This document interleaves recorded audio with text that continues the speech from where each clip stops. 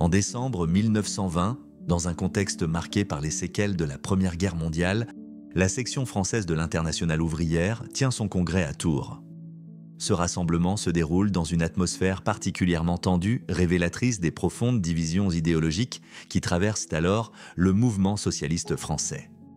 Au cours de ces 4 journées de débats intenses, les délégués s'opposent sur une question centrale. Faut-il adhérer à la Troisième Internationale créée par Lénine en 1919 à la suite de la Révolution d'octobre? 2 orientations politiques majeures s'affrontent. D'un côté, Cachin et Frossard défendent une ligne résolument révolutionnaire inspirée du modèle soviétique, prônant la rupture avec le système parlementaire. De l'autre, Léon Blum et Jean Longuet incarnent une position réformiste, attachée aux principes démocratiques et à la transformation progressive de la société par les institutions républicaines. Cette confrontation idéologique conduira à une scission majeure au sein de la SFIO. À travers cette vidéo, nous allons tenter de comprendre en quoi cet événement illustre les tensions entre réformistes et révolutionnaires et comment cette scission a profondément structuré la vie politique française du XXe siècle à nos jours.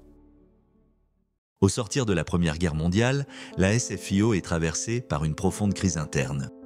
Traumatisée par l'expérience des tranchées et témoin de l'incapacité de la Deuxième Internationale à unir le prolétariat européen contre la guerre, de nombreux militants remettent en question la ligne politique du parti. Durant le congrès de Tours, les débats s'y sont marqués par des échanges particulièrement vifs entre les militants.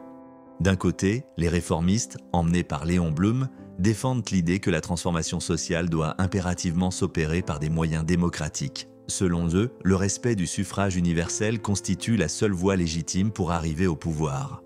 Ils rejettent fermement les 21 conditions imposées par Lénine pour adhérer à la Troisième Internationale, qu'ils considèrent comme incompatibles avec le socialisme français.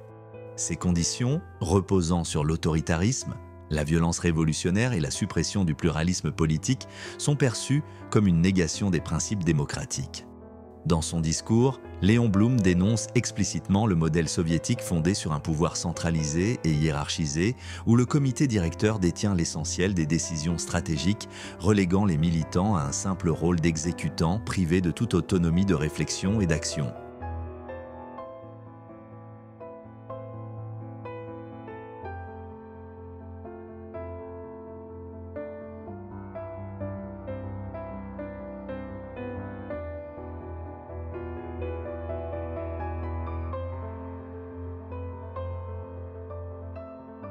Deux hommes vont s'opposer à ce discours et incarner l'adhésion à la Troisième Internationale, Marcel Cachin et Ludovic Oscar Frossard. Tous deux sont fortement marqués par leur participation au deuxième congrès du Comintern, tenu à Moscou en juillet 1920. À leur retour, ils défendent avec ferveur le modèle bolchevique, qu'ils considèrent comme l'avenir du mouvement ouvrier international. Pour eux, la démocratie parlementaire est un leurre, incapable de briser les structures capitalistes. Ils estiment que seule une révolution menée par le prolétariat, appuyée sur une organisation centralisée et disciplinée, peut permettre l'avènement d'une société socialiste. C'est dans cette optique qu'ils souhaitent ne faire adhérer la SFIO à la Troisième Internationale.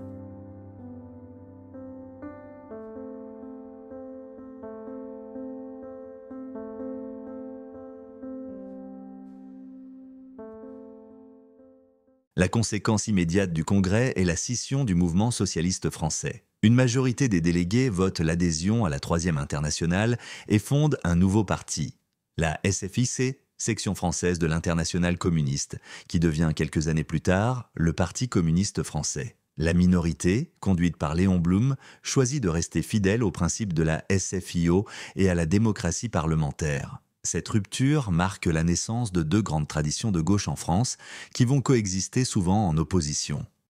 Tout au long du XXe siècle à nos jours, cette division de la gauche deviendra un handicap électoral récurrent. Pourtant, la gauche a toujours tenté de surmonter ces divisions, avec des alliances parfois efficaces, tel fut le cas en 1936, où le Front populaire réunissant SFIO, PCF et radicaux permit l'élection de Léon Blum et l'adoption des congés payés et la semaine des 40 heures. Mais dès 1938, la coalition explose sur la question de l'intervention en Espagne contre Franco. Aujourd'hui encore, plus d'un siècle après le congrès de Tours, les fractures qu'il a engendrées continuent de structurer la gauche française. À l'approche de l'élection présidentielle de 2027, cette fracture, héritée du Congrès de Tours, demeure plus que jamais d'actualité.